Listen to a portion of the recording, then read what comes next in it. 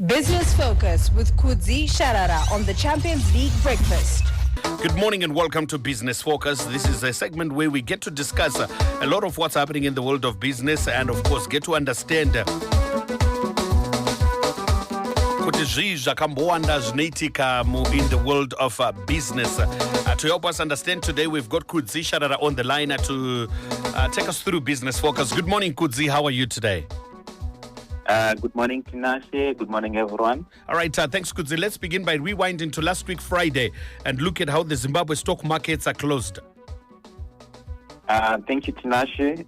So I'm not able to join you in the studio today. This period that we are in, quite a number of institutions meetings. A week or so ago, I was with Zimra, where they were having their 5-year strategic planning.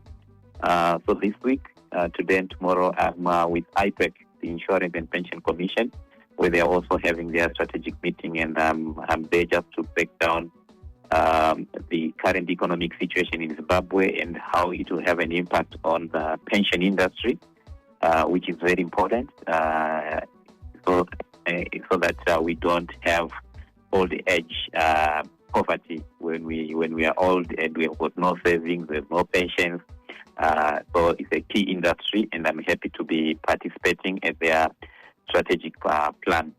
But back to your question with regards to the Zimbabwe Stock Exchange, I think it was a good performance from the ZSC in terms of the gains. The all-share index gaining by 1.27%, top 10 index doing slightly better with a 1.56% gain. And this was on the back of gains in RTG, which was the top riser there with 14.96% gain. There were also gains Star Africa putting on 7.29%, and then you had Delta adding 2.09%, Econet recovering with a 1.58% gain, as well as TN was amongst the top 5 risers there.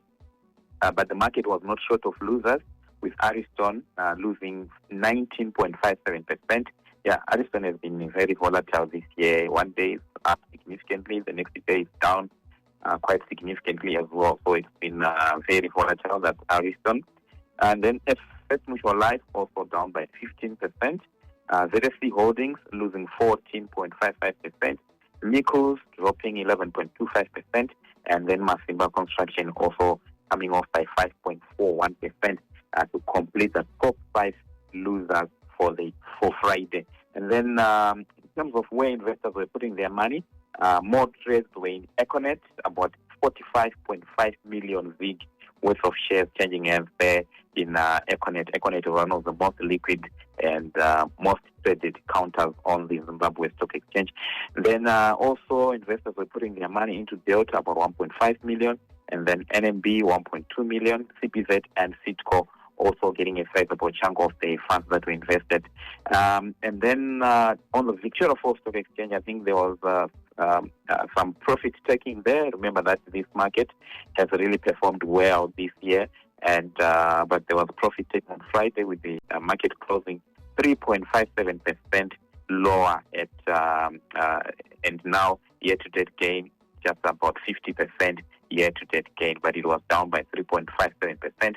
And this was on the back of losses in African Sun, down by 1.9%, Axia losing 3.65%, First Capital Bank shedding 4.51%, Insco slightly negative by less than 1%. Padenga was the biggest loser with a 10% drop. Remember, Padenga is the top performing counter on the Victoria Falls Stock Exchange. Simbisa also coming off by 2.05%, and then Zimpao also lower by 3.38%. So this is what happened on the Victoria Falls Stock Exchange, with about $78,000 US dollars changing hands there. So that's what we can say about the market. And interesting about markets, maybe something that most people might not know. Remember that government is currently working on NDS2, and I was happy to note that they are looking at having 4 companies under Mutapa Investment Funds to be listed by 2026. It's one of the key deliverables for NDS2. I hope it materializes, and I was glad to see that it's something that they are working on to make sure that at least 4 Mutapa investment funds are listed by 2025. So that's basically what's up with the market. Right, thanks, Kudzie, for that one. 11 minutes before 8 a.m. It's a business focus on Capitalk. So, Kudzie, I would want to find out, did you manage to do a follow-up as the proceedings of the just ended Zanu PF annual conference that was held in Mutare? Any takeaways from the economic point of view?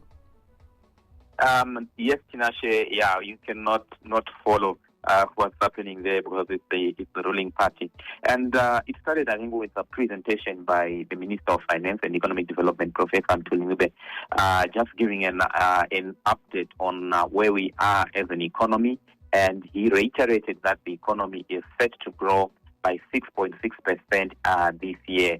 That's massive growth there, or should I say massive recovery there, given that last year we didn't do as much as in terms of growth. I think last year we only managed 1.7% growth, and we know the El Nino-induced drought had a bigger say in terms of our performance last year. But this year, because of the good rains that we received, the economy is expected to grow by 6.6%. And the minister also, and if we grow by that 6.6%, I think it will make us the best performing, or the highest performing country by growth in Southern Africa. I think we will be followed by Zambia, which is projecting 6.2%. So our 6.6% will be above everyone else. Eswatini is also looking good there with a 5.1% expected or projected growth there. And then if this growth materializes, you remember that Zimstate recently did a revision of our GDP growth, and it puts our growth rate at our GDP rather at 45.7 billion US dollars. That's our GDP in 2024, according to Zimstate, 45.7 billion. And if we achieve or attain this 6.6% growth, the minister is saying or forecasting that in 2025, by the end of this year, our GDP growth, nominal GDP will be at $52.3 billion. So again, that makes the Zimbabwe economy quite huge. In fact, it will be the biggest in Southern Africa, outside South Africa. That's the 52.3 billion. I think the closest economy by that size will be Zambia, which will be almost like half. It will be Zambia is at like 28.9. So just above half, the 28.9 billion. That's the Zambian economy, and Zimbabwe. We are saying we will be at 52.3 billion. So outside South Africa, we will be the biggest economy there. And also interesting from Professor Mtilinube's presentation is that in terms of revenue collections, they expect Zimra to collect about 7.5 billion this year, which will be slightly lower than what we intend to spend, which is about 7.7 billion. So there'll be a deficit there. But judging, I'm not sure how it works unless Zimra collects more of its revenues in the second half of the year. But if it's balanced or it's slightly higher, I think we might miss that target, because in the first half of the year, in ZIG terms, Zimra had collected about $101 billion. And in ZIG terms, we were expecting to collect by the end of the year 270. So we are like about $170 billion that needs to be collected in the second half of the year. I'm not sure whether Zimra tend to collect more in the second half of the year. There are many economic sectors that tend to perform better in the second half of the year and obviously contribute more in the second half of the year. And hopefully that is the situation. Otherwise, we have got a mountain to climb in terms of what Zimra needs to collect, about 170 billion ZIG the second half of the year. And to that related to that, the minister then said that to year end, fiscal discipline will be entrenched to limit budget overruns. So the minister is trying as much as he can to limit budget overruns. Budget overruns is where someone is allocated 100 bucks and they go on to spend 150 bucks, 200 bucks instead of what they are allocated. So the minister is saying that there is need for discipline, and I think the permanent secretary in the Ministry of Finance has already issued a circular, if I may call it, to various ministries, government departments, and agencies to say to limit quite a number of things that were said they will no longer be allowed to do. For example, conferencing outside their localities, and also saying that they should use government institutions to hold those conferences. Those are some of the things that fuel also, allocation of fuel will also be looked at. So there are many things that government is trying to do in this until the end of the year to try and limit budget overrun. So that's basically what the minister presented.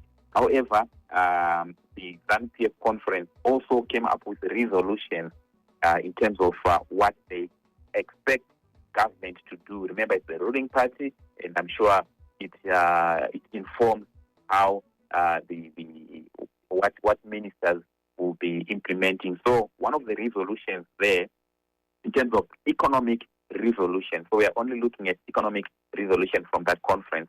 One of them was to drop the 2% transaction tax, that IMTT tax, the controversial, famous 2% tax. The ruling party is saying it needs to be dropped. So we wait and see whether that will be implemented, especially as we go for the 2026 national budget.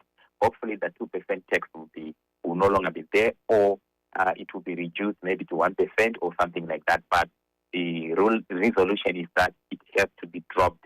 And they also resolved that there is need to improve big note quality and circulation to boost public confidence. So they're saying, bring us quality notes and also increase big circulation. That was another resolution. They also said fast-track reforms to cut business regulatory costs. These are some of the things that have already been done. As they're saying, fast-track those reforms. And I think I also want them to be fast-tracked. It's been months since we were told what they're planning for or what they plan to cut with regards to the agriculture sector, the tourism sector, the transport sector, but nothing has been put into effect so far. So I hope this resolution is looked at and there is fast track of those reforms so they are put into effect. Maybe they will be effected when the minister announces the budget, which is towards the end of or at the end of November. So maybe that's when the minister will plan to implement that. But it's something that it was resolved by the Zanu PF Congress there. So they are also saying back the ZIG so that it becomes a sole legal tender for domestic transactions, including paying for fuel. I'm sure a lot of people will be happy with this. This is what is coming from the ruling party, saying that we need to take the ZIG and make it the sole legal tender for domestic transactions. Some might not be happy about that, but then the inclusion of paying for fuel, I think some will be happy with that as well. So that's another resolution that will excite most people coming from Zanu PF. So basically, that's what I can highlight from what they was resolved from that conference. All right, Kudzie, just before you go, there's a question from Babatino from South Lipake, who is saying that saka resolution aya akataurwa kwa mtare tichatanga kumaona into effect when, especially 2% tax. Yeah, I think that's up to the minister and obviously hopefully with the Attorney General as well in terms of putting these into effect. Those are resolutions. I'm not sure whether the minister is obliged to follow them through, or I don't know how it works. But these are positive resolutions. I think most the economic commentators have been calling for most of these to be implemented, and now that the ruling party is also saying the same, hopefully the minister will listen to that. If they are also listening to all stakeholders in Zimbabwe, the ministry is actually calling for their contributions to the input. So imagine if everyone who is going to contribute is saying drop the 2% tax, maybe the minister will listen to that. So yeah, if you go to the Twitter handle of the Ministry of Finance. There's an email that they are giving there where you can actually also make your contribution. So let's contribute and see what happens. All right, Kudzie, thank you so much for Business Focus for today. Let's discuss more tomorrow. Have yourself a wonderful Monday. Thank you. Business Focus with Kudzie Sharara on the Champions League Breakfast.